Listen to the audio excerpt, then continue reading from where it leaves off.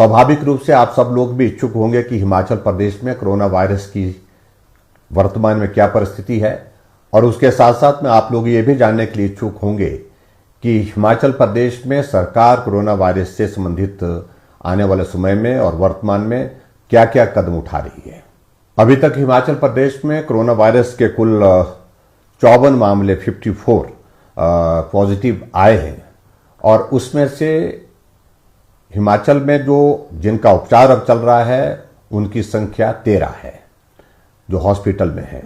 जैसे मैं पहले भी आप सबके साथ बातचीत कर चुका हूं कि इस बीच में बहुत बड़ी संख्या में हिमाचल प्रदेश में दूसरे प्रदेशों में फंसे हुए हिमाचल के निवासी हिमाचल वापस आना चाहते थे, और उन लोगों की हिमाचल प्रदेश में आने के लिए हमने सरकार की ओर से इजाजत भी दी, व्यवस्था भी की। स्वाभाविक रूप से हमको इस बात की आशंका भी थी कि बाहर के प्रदेशों में जहां हिमाचल के लोग इस संकट के दौर में फंसे हुए हैं वो हिमाचल प्रदेश में आएंगे। संभावना इस बात की हो सकती है कि हिमाचल में कोरोना वायरस के मामले बढ़ सकते हैं, और उसके अनुरूप हमने हिमाचल प्रदेश में इस बात को अनुभव किया कि मामले में थोड़ी बढ़ोतरी भी हुई है। अभी जो 1 तारीख के बाद हिमाचल प्रदेश में अधिकांश मामले जो आए हैं उनमें से वही लोग ज्यादा संक्रमित पाए गए जो लोग हाल ही में हिमाचल प्रदेश में दूसरे प्रदेशों से आए हैं। वो भी अपने भाई हैं, उनके स्वास्थ्य की चिंता वो भी हमारी जिम्मेवारी है, उनकी जीवन की रक्षा ये भी हमारी जिम्मेवारी है, और इसके साथ साथ में हिमाचल प्रदेश के हर नागरिक के जीवन की जिम्मेवारी भी हमारी है। मैंने पहले भी इस बात का जिक्र किया था कि हिमाचल के निवासी जो बाहर के प्रदेशों में फंसे हैं वो हिमाचल आ सकते हैं, लेकिन हिमाचल प्रदेश में पहुंचने के पश्चात वो हमारे क्वारंटीन के नियमों का सख्ती से पालन करें। कुछ जगह इस बात को लेकर के हमने देखा है कि बहुत ईमानदारी से क्वारंटीन के नियमों का पालन किया है, होम क्वारंटीन में है, और उसमें परिवार के सदस्यों से भी वो नहीं मिल रहे हैं। पर कुछ जगह हमने ऐसा भी अनुभव किया है कि होम क्वारंटीन के नियमों का जिस प्रकार से पालन होना चाहिए उस प्रकार से पालन नहीं हुआ। उसका परिणाम ये हुआ वो खुद संक्रमित थे, लेकिन परिवार को भी उनने संकट में डाल दिया। परिवार के साथ साथ में जो मिलने वाले अपने साथी थे, निजी साथी थे, उनको भी उनने संक्रमित किया है। जितने भी हिमाचल प्रदेश में हाल ही में बाहर के प्रदेशों से जो हमारे हिमाचल निवासी आए हैं उनसे विनम्र निवेदन है कि आप होम क्वारंटीन के नियमों का सख्ती से पालन करिए। अगर पालन करने में कोताही होगी उसका नुकसान आपको भी होगा, आपके परिवार को भी होगा, हमारे हिमाचल प्रदेश के सभी निवासियों को होगा। ऐसी परिस्थिति में हमारे लिए विवश होकर के कानून के अनुसार कार्रवाई करने का भी निर्णय लेना पड़ सकता है।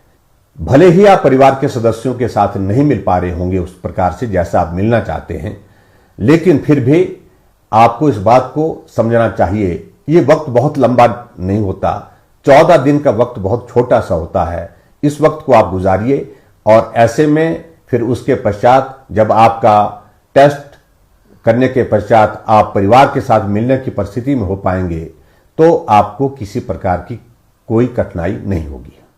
अभी हाल ही में हमने हिमाचल प्रदेश में एक और निर्णय किया कि कर्फ्यू में जो ढील का समय था 5 घंटे से उसको बढ़ा करके 7 घंटे किया है। वो इसलिए किया है कि ग्रामीण क्षेत्र के लोगों के शहरी क्षेत्रों में सामान की आवश्यकता पड़ती है। जब तक के लिए शहर में पहुंचते तो तब तक के लिए कर्फ्यू की रिलैक्सेशन का समय समाप्त हो जाता है। उनको बहुत बड़ी कठिनाई का सामना आते जाते जो है करना पड़ रहा है।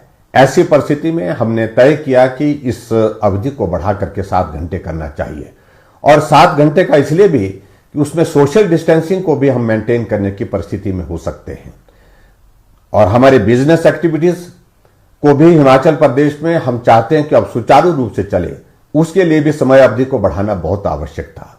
इसलिए हमने ये निर्णय लिया कि कर्फ्यू में ढील अब 5 घंटे की नहीं 7 घंटे की रहेगी। लेकिन फिर भी मेरा सभी से इस बात के लिए निवेदन है कि आप बाजार में अनावश्यक रूप में भीड़ में एकत्रित ना हो, सोशल डिस्टेंसिंग का ख्याल रखें, मास्क का उपयोग करें। मैं आप सबसे इस बात के लिए भी जरूर निवेदन करना चाहता हूं, कोरोना वायरस का अभिप्राय यह नहीं है कि दुनिया खत्म हो गई। किसी भी व्यक्ति को यह संक्रमण हो सकता है। और संक्रमण के बाद हमने हिमाचल प्रदेश में इस बात को अनुभव किया, पूरे देश में भी और पूरे दुनिया में भी इस बात को अनुभव किया कि कोरोना किसी व्यक्ति को अगर हो भी जाता है, उसके बाद भी वो स्वस्थ जीवन व्यतीत कर सकता है। कुछ वक्त तक के लिए परहेज की आवश्यकता है, कुछ सावधानियों की आवश्यकता है।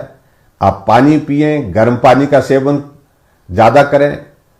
आप काढ़ा, जिसको हम अपनी भाषा में बोलते हैं, गांव की भाषा में, जिसका हमेशा हम पुराने समय से इस्तेमाल करते रहें, उसका इस्तेमाल करें। और ऐसी परिस्थिति में डॉक्टर की सलाह के अनुसार जो भी जिस प्रकार से वो आपको हिदायत देते हैं, जिस प्रकार से वो आपको गाइड करते हैं, उन सभी बातों का आप अनुसरण करें। आने वाले समय में हम इस बात को अनुभव कर रहे हैं कि कोरोना शायद अभी लंबा चले। ऐसी परिस्थिति में हम मान करके चलें कि कोरोना के साथ जीना, कोरोना के साथ काम करना और हमारे विकास के कार्य भी चलें, हमारी फाइनेंशियल एक्टिविटीज, हमारी सोशल एक्टिविटीज, वो भी आने वाले समय में नियमित रूप से चलने की परिस्थितियों में हो सके, उसके लिए मुझे लगता है कि हम सबको मन बनाने की आवश्यकता है।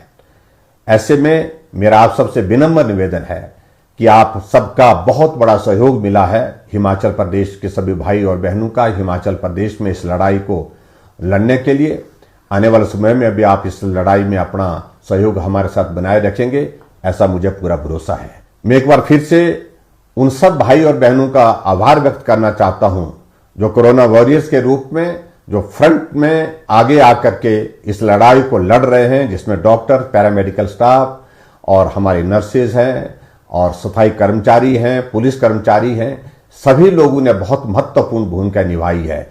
मैं हिमाचल प्रदेश पथ परिवहन निगम के भी उन कर्मचारियों का, ड्राइवर कंडक्टर का विशेष तौर से उनका भी आभार व्यक्त करता हूं, जो हमारे हिमाचल के निवासियों को जो संकट में फंसे थे दूसरे स्थानों में, दूसरे प्रदेशों में, उनको हिमाचल लाने में जिन्होंने अपनी भूमिका निभाई। भले ही हिमाचल प्रदेश में पिछले कुछ दिनों में कुछ मामले हमारे कोरोना वायरस के बढ़े हैं, लेकिन फिर भी मैं आप सबसे इस बात के लिए निवेदन करना चाहूंगा कि कोई चिंता का विषय नहीं और बाकी राज्यों की तुलना में अभी भी हिमाचल बहुत बेहतर परिस्थिति में है। लेकिन फिर भी हमको सावधानियां बरतने की आवश्यकता है, एहतियात बरतने की आवश्यकता है। उन सारी बातों का मैं जिक्र बार बार नहीं करना चाहता हूं, जो सारी बातें आपके साथ हमने साझा की है, जो बातें हमने आपके साथ बताई हैं। आप उन नियमों का पालन करते हुए आगे इसमें सहयोगी साथी बनकर के चलते रहेंगे, यही मैं आपसे निवेदन करना चाहता हूं। आप सबका बहुत बहुत धन्यवाद। नमस्कार। जय हिंद, जय हिंद।